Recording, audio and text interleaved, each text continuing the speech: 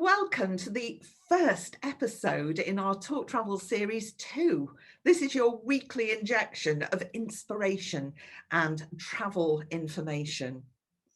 Now, as you can see, I am sitting on the shores of Lake Maline, which is in the beautiful Canadian Rockies.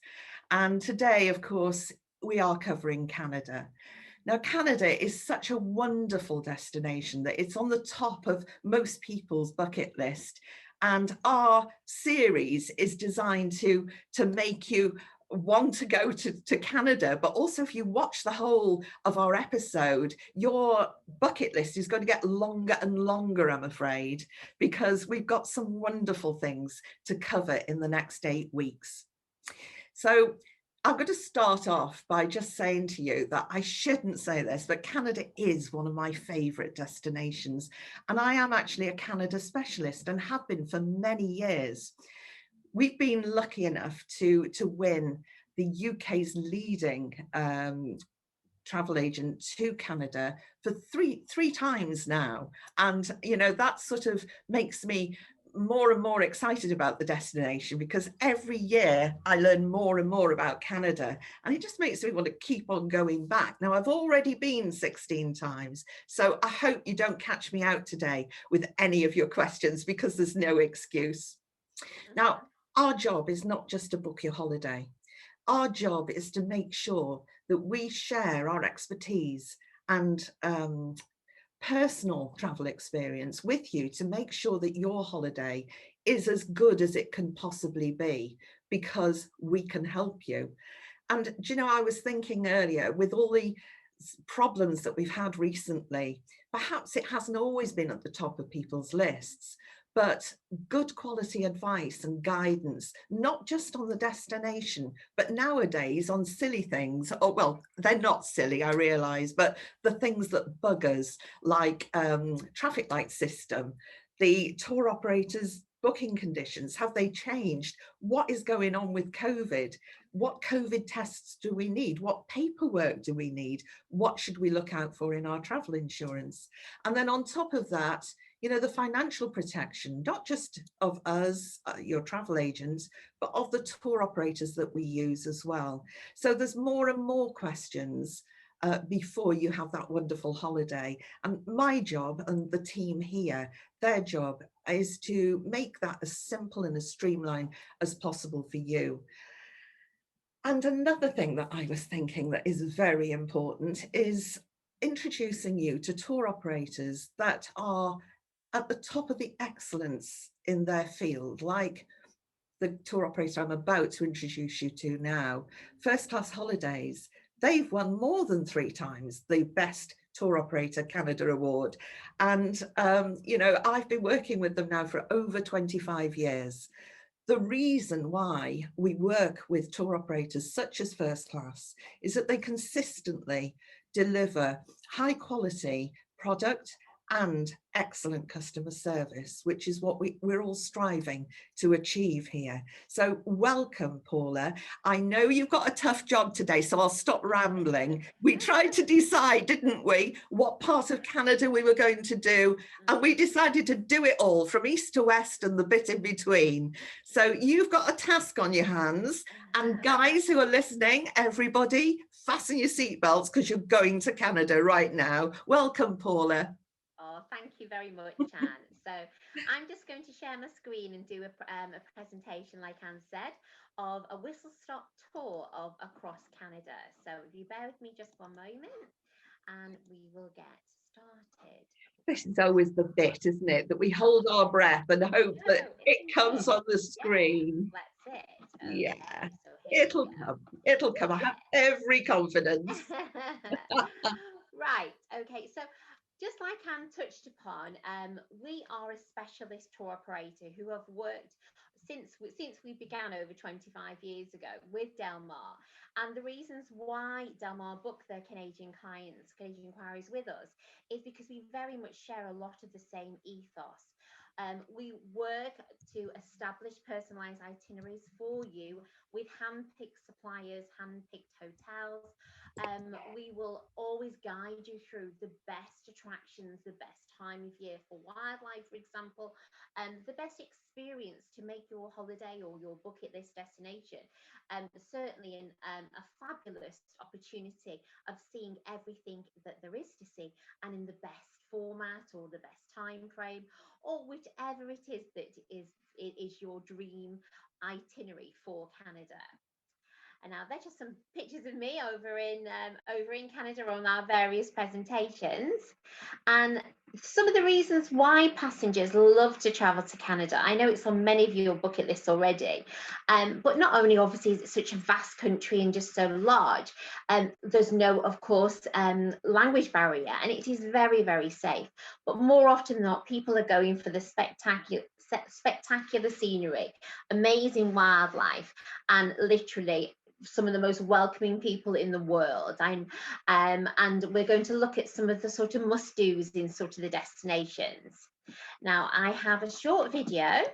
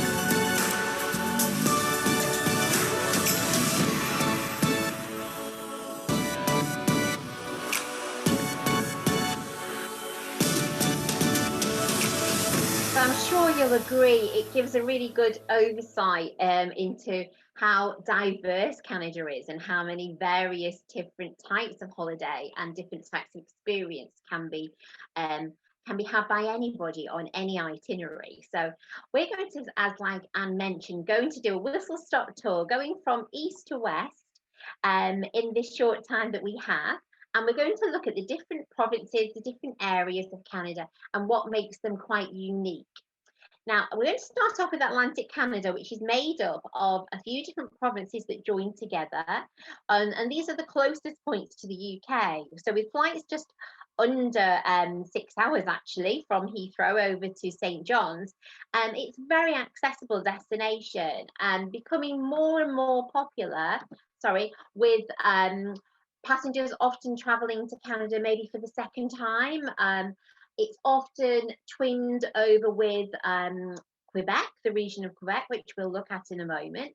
But what's quite unique about Atlantic Canada is that not only collectively are all these different provinces together, but you'll see a lot of the Nordic influences, which quite unique landscape, very, very welcoming, more marine heritage and maritime lifestyle really.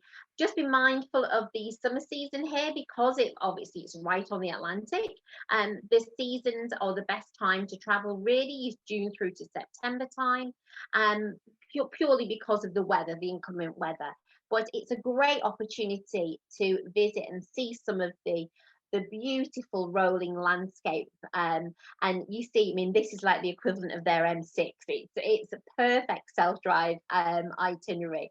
Beautiful, beautiful buildings, really unique, different types of style of architecture, and amazing seafood. I mean, you can even stay in a lighthouse or visit one. You can do whale watching, of course, in this area as well. And then we're popping over to the region of Quebec, which is just adjacent to Atlantic Canada here. And it's 7 times the size of the UK, just to give you some scope of Quebec. Very much a French influence. It is a year-round destination, although the most popular time to go is in our summer months, so through May through to October. I mentioned Atlantic Canada and Quebec. It's often twinned here with there because there is actually an ocean train that actually operates from Montreal and to Halifax and vice versa. Which if you fancied experiencing sleeping on board a train, why not try that? Spectacular fall colours, beautiful cities, a lot around the water. Very much a French influence, I'm sure you can see by the style of the building and just the general feeling over there. Great in the winter time as well. Anybody fancies a short little shopping weekend? Amazing shops year round, and some beautiful hotels and architecture again. This is one of the Fairmont hotels, the Chateau Frontenac, that dominates the skyline because it's a walled city, Quebec City, and it is so beautiful. Lots of resorts and type of styles of accommodation here where you can experience city living and then maybe go and have a few days up in the mountains. And you see from this slide some beautiful fall colours as well. This is one of the resorts in the summertime where you can actually just about see the ski resorts, the ski runs rather, up at the top. But maybe, you know, just kick back and enjoy your G&T or have a game of tennis or go and do some cycling, hiking, walking, whatever. But what a beautiful and relaxing way to enjoy, maybe even after a few days in the city. Then we're hopping over to Ontario, which is home to the largest city in Canada, which is Toronto, and a perfect short break destination as well. Great ideas to do stopover options in this part of the world. So if you are going over onwards to the Rockies or maybe an Alaskan cruise itinerary, what makes Ontario really quite unique, although it is very, very flat, there are thousands of lakes literally.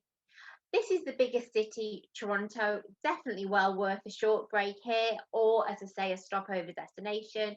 A beautiful city, loads of attractions. You can go up the CN Tower here. You can do all sorts around there. There's a big regeneration project that's happened over the last few years. This was the meatpacking district originally, home to some spectacular markets and amazing Christmas markets as well. I mentioned a couple of Fairmont hotels because they are so unique, not only in their style and their ambience, but actually in their location as well. And just to give you an idea, this is the Fairmont Royal York, where Her Majesty the Queen stays when she goes over to Canada, onto Ontario specifically. But this building here in the bottom right-hand corner is actually the Via Rail's rail station. So Via Rail is the rail network that operates throughout Canada. So a perfect opportunity to actually hop on board a train and experience some type of rail travel. We can't mention Toronto without mentioning one of the natural wonders of the world, Niagara Falls. Only an hour and a half away from Toronto, so well worth a visit, be it on a day tour or overnight. That was me on a little short break I did. And there's also loads of attractions. So you will get wet if you're going to Niagara, but you can go over the falls, under the falls, through the falls. And there's also the quintessential Niagara on the Lake, which is just down the road, and of the bygone age. It's a beautiful area, and great for wine tasting as well if you like your wine. As you can see, I mentioned it's very flat, loads of water-based activities, or just cruising, or just getting away from it all. The fall colours, again, anywhere around this area, and of course you can see some wildlife. I'm going to make a brief hop, skip, and a jump over to one of the prairie provinces, which is Manitoba, purely for the reason is that it's literally polar bear country. Okay, anybody wanting to do the polar bears, please speak to Anne or the team, because it is something that is very, very limited, as in limited availability. I know already for 2022 there's quite a few dates sold out already. Most passengers want to, if they're going to see the polar bears, will generally go on one of the specialist tours in October or November. However, you can also see the polar bears in the summer months. There are some in the summer months, and you can actually combine actually seeing the belugas, and there's a lot of bird life as well there. But just some beautiful shots of this unique area, and some of the experiences. So be it on the tundra buggies, obviously you can get the opportunity to see the northern lights, and as I say, mentioning that you can see them with the beautiful full summer colours, where I think the polar bears stand out even more. Of course, you've got things like the Arctic foxes, and if you're adventurous, trekking out on foot. But it's a really unique experience. So it's one of those areas, as I say, I know it's not on everybody's bucket list, but if it is, please speak to the team and they can give you lots of information. Now we're going to be looking at Alberta, which really is the gateway to the Canadian Rockies. This is what most passengers are going and heading for. Although, again, it is a year-round destination, the most popular months are May through to October, because of the weather and obviously the wildlife viewing opportunities and things like that. Calgary is one of the gateway cities, and for 10 days every year they have a Calgary Stampede, which is the biggest rodeo in the world. The whole city goes cowboy crazy, and a fabulous opportunity to do the afternoon chuck wagon races or the evening rodeos. And as I say, the whole Stampede, grounds, the park activities, all sorts of festival type of feel going on.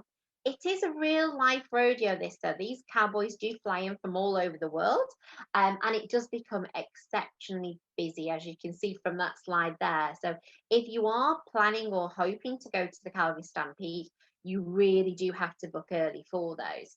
If you don't want to go to the Calgary Stampede, please avoid those 10 days in July anywhere in and around Calgary, because obviously everywhere does get really, really busy as well. So it's worth just pointing out. And again, Anne and the team will guide you through that. But these are some of the iconic images that the Rockies truly does await. You've got the beautiful town site of Banff here, which is a lovely aerial shot. You can see all the accommodation dotted in and around on the right hand side and the left here, and you can just see the sheer magnitude of what a beautiful, beautiful town site this is.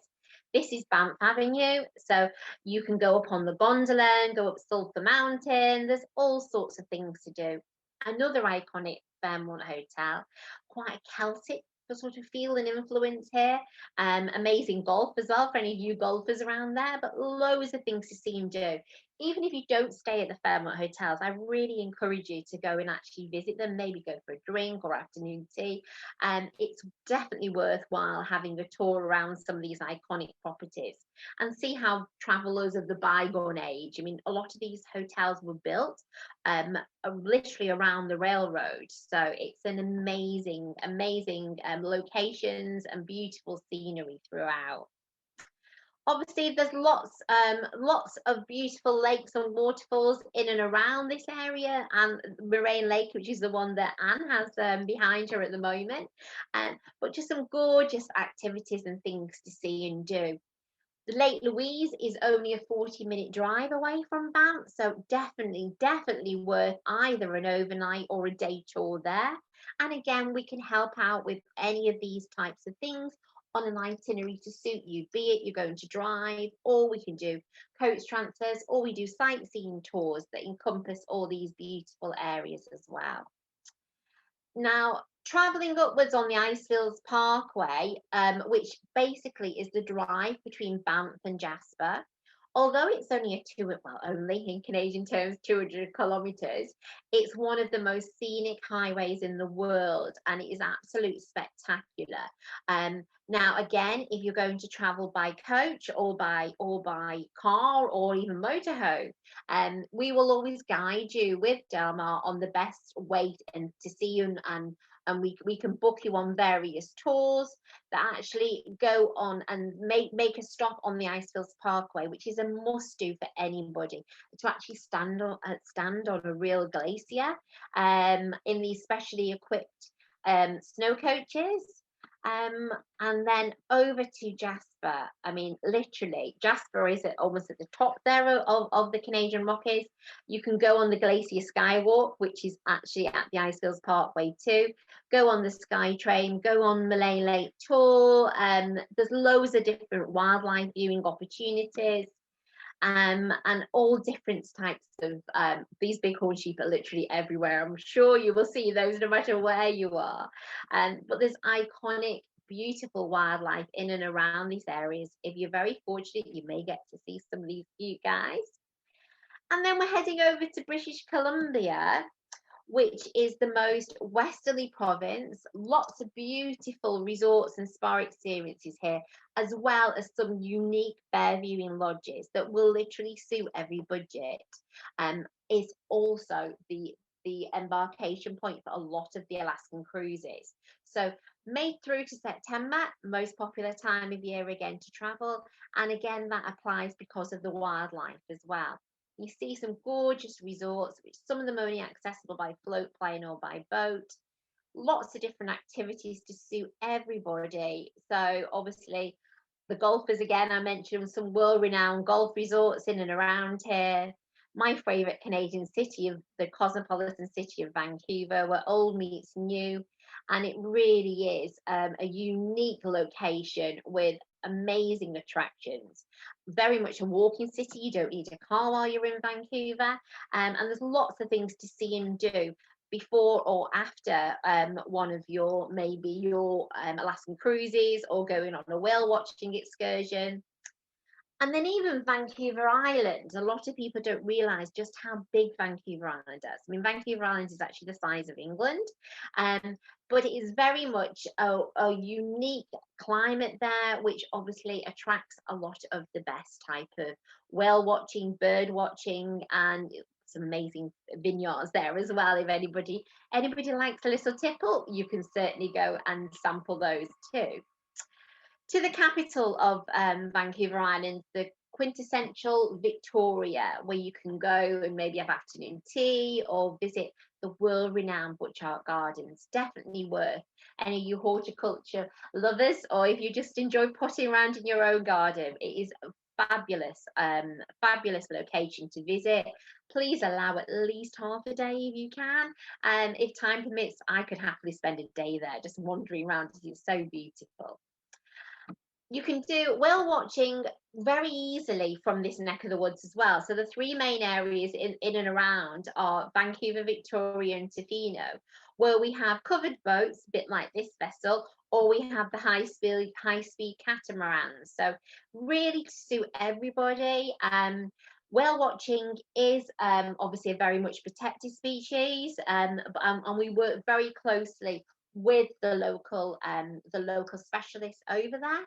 And again, running through from May till October. But again, book early for those whale watching tours. You can do some of those like a half day, usually in the morning or the afternoon. Of course, there are other marine and bird life available to see in Bountiful, really. This is a beautiful resort of Tofino. I know Anne loves this resort, where you can see there's lots of beautiful, unique accommodations sort of tucked away. And this is one of the areas that is very, very popular because of its location, where you can do bear viewing and you can do whale watching in this resort. So be it on half-day excursions. So you don't have to necessarily stay in a bear viewing lodge, but you can stay in one of the beautiful resorts type of styles that are available. It's fast becoming one of the most popular and one of the most sought after areas in Western Canada. I can mention we do lots and lots of different bear viewing lodges. Night Inlet is probably the most famous one. You can see from this image, the lodge itself is a floating lodge that is only accessible by boat or by float plane. And they are more like rustic type of style accommodation. However, it's different ways to see the bears depending on the time of year, be it viewing platforms or by boat. And it's such a unique experience. It really, really is. But we do various bear viewing opportunities from different type of style of lodges. Actually, Paula, I'm going to just chip in there because Yeah. I'm very passionate about this and the conservation areas within Canada. So for those of you who are really wanting to see bears and you want to go and enjoy perhaps a couple of days of watching bears in the natural habitat. I was fortunate enough I've done this twice now. And I've been to Night Inlet. And just a little bit of advice, because probably you're only going to do it once, although I'm hoping to do it again and again.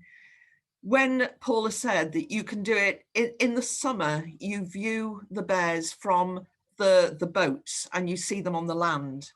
When you go after usually about mid-August onwards, you then go up to the viewing platforms. Now, the reason for this is that the viewing platforms overlook the rivers. And that is when the bears start to catch the salmon, which are swimming upstream. It's the season for it. So you see these poor salmon having swum miles and miles and miles, only to reach their destination for a bear to catch them at the end. But that's nature, I guess. But that's Night Inlet. And although it's not a cheap experience, it is an amazing experience. If, however, you just want to have half-day bear watching, then you can do that on Vancouver Island, but you need to know that they're black bears, not grizzlies. So these are the things that we can go into more detail about. But I just wanted to say it because we get so many clients that want to go bear watching. So thanks. Thank you, Anne. No, definitely, and also just to be aware, obviously because of the current climate as well. I know already September is pretty much booked out for next year at Night Inlet for 2022. So anybody who's planning on going really needs to get a move on, really, to go and see Anne and the team. Although we do quite a few other bear viewing lodges as well, but it's just to be mindful of. I've just had that update through, so we really need to get a move on if you are.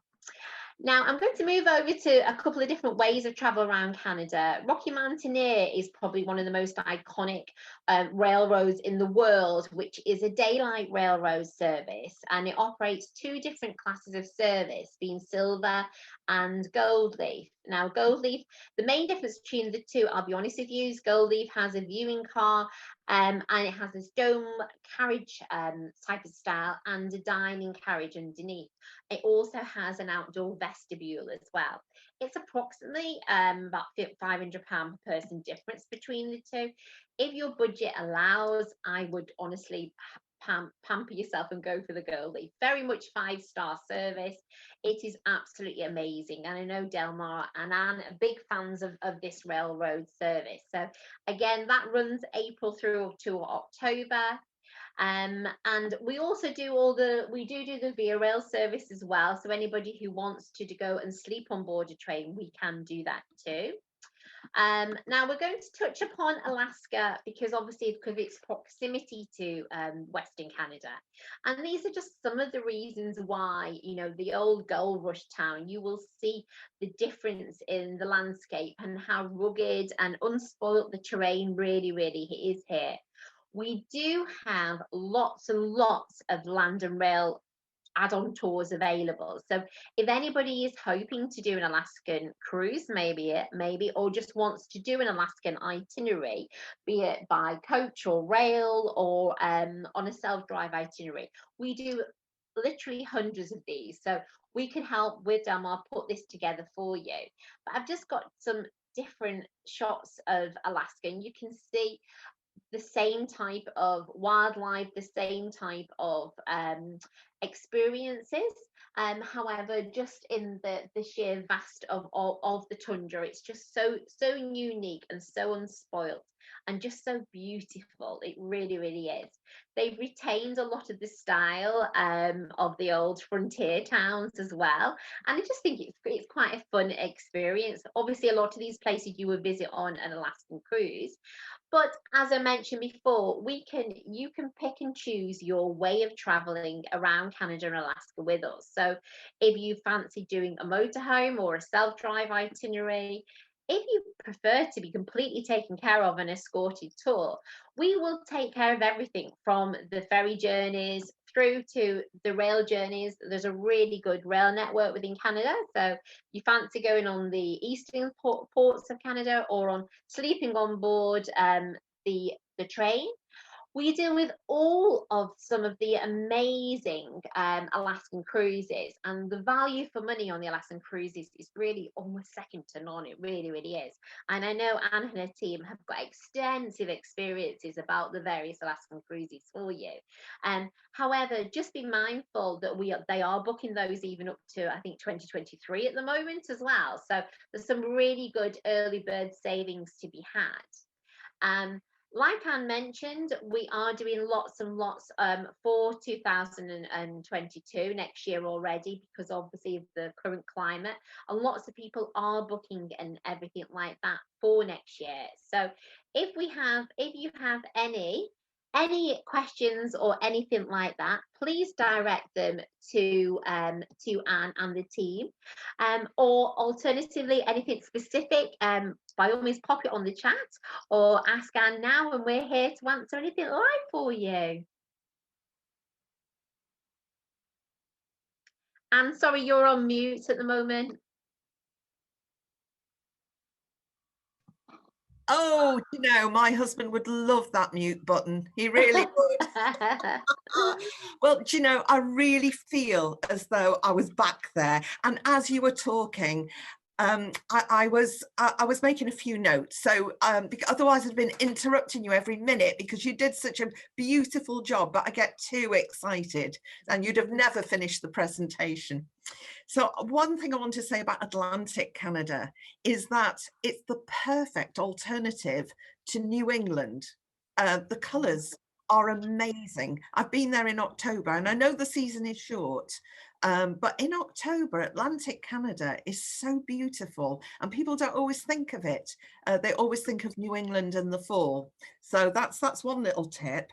And the other thing I wanted to say was that when my family was a little bit younger, when the kids were younger, we used to go skiing in Canada, and we used to have a couple of nights in Montreal and then take a trip up to Mont Tremblant, which is the most beautiful skiing area and great for snowshoeing and dog sledding and all of those wonderful winter adventures. So I wanted to pop that in there. If you're going to Toronto, these are my top tips. If you're going to Toronto, do not hesitate to get on that hop on, hop off service.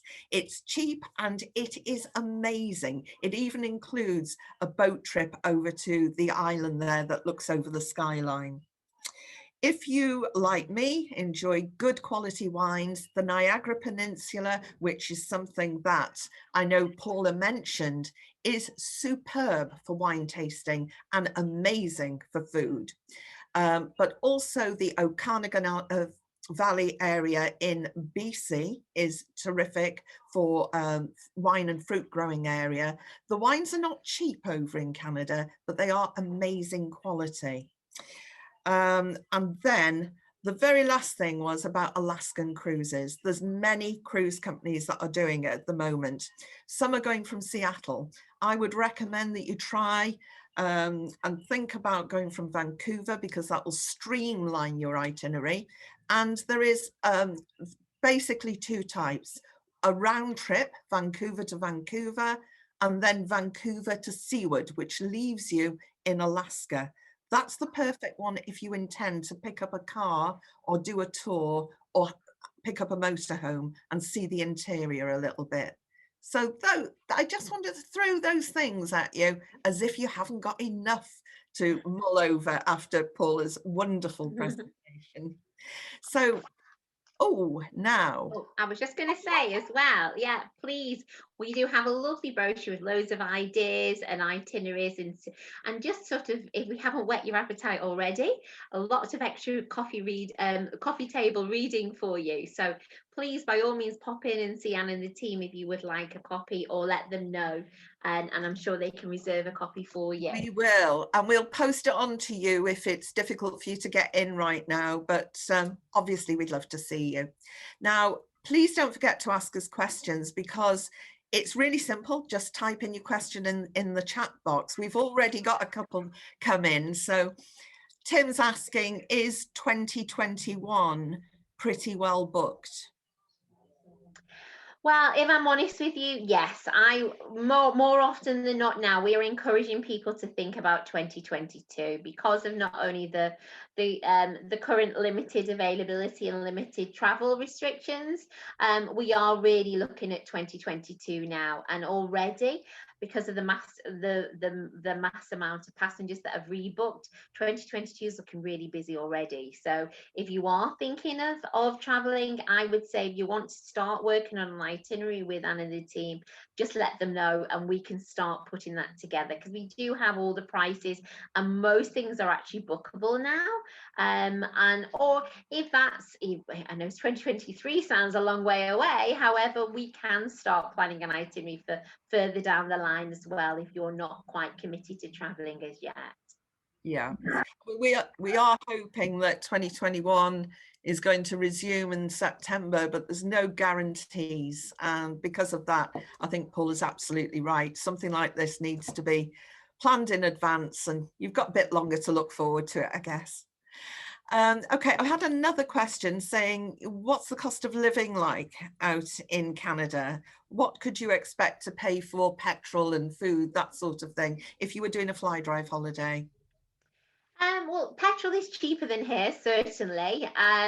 Food, it's one of those, how long's a piece of string, really. Very comparable to here, but the quality and the quantity is far outweighs the UK, as much as we are catching up on lots of things.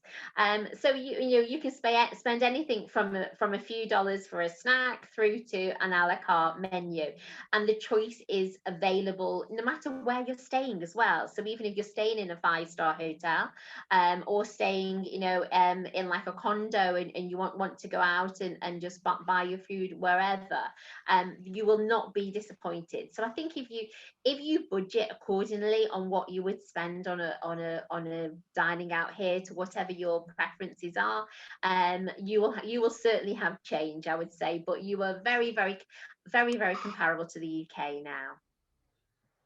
Yeah, thank you, Paula. And I've got one more question, and that is, are there any direct flights from Manchester to Canada for next year?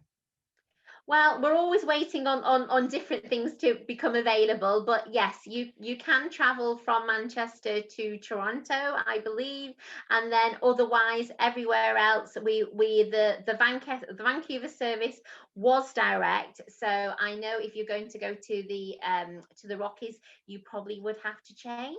But again, we can do all of that for you. I mean, becoming more and more popular from Manchester is even going via Iceland now as well. So we do a lot of Iceland Air now too. But and of course, there's numerous flights available from London, so we can even go via London for you.